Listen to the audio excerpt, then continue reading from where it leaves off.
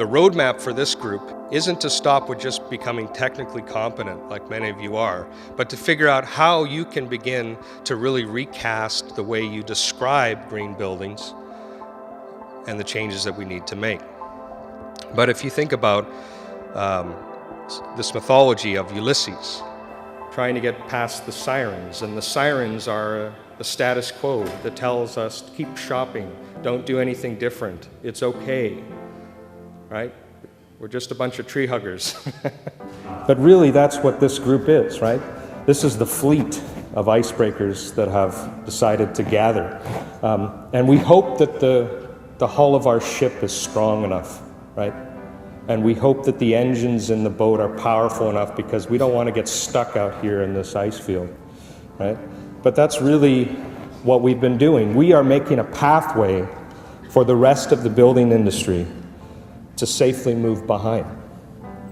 So our hulls need to be strong. We need to not be afraid to hit acceleration, right? And go into that ice field. The word trim tab is the small rudder on a large rudder that turns a big ship, right? And you can't turn a large ocean-going vessel without a trim tab. The rudder is not strong enough. So you actually need this smaller rudder to act as a lever on the lever, and then the ship can turn. And that's what we are in this room. We're trim tabs. But I'm a big believer of the three-quarter baked philosophy.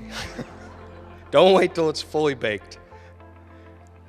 Get your idea out when it's three-quarter baked, when it's thoughtful but not fully complete. Get it out. Get it out for people to respond to react to tell you what's not working and to help you make it better. When you do that, there's magic that happens. When you're willing to put yourself and your ideas, whether your stories are fully formed, magic starts to happen. But this is again based on this idea, this belief that the right images presented at the right time have the potential for transformative effect. And this is one of those trim tab things. It's like a catchy song that gets in your heads. The right image is hard to shake, and we know that throughout architectural history, especially over the last century, that there have been a few iconic images that have shaped our planning of our cities and our communities, and often not for good, with a good result.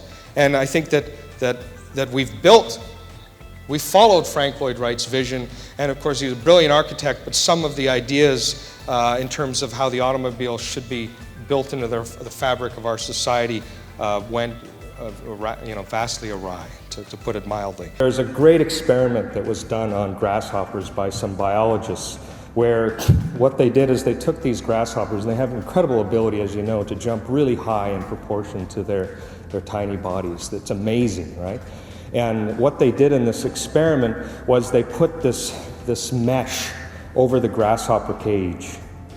And what it did is it limited how high these little guys could jump, right?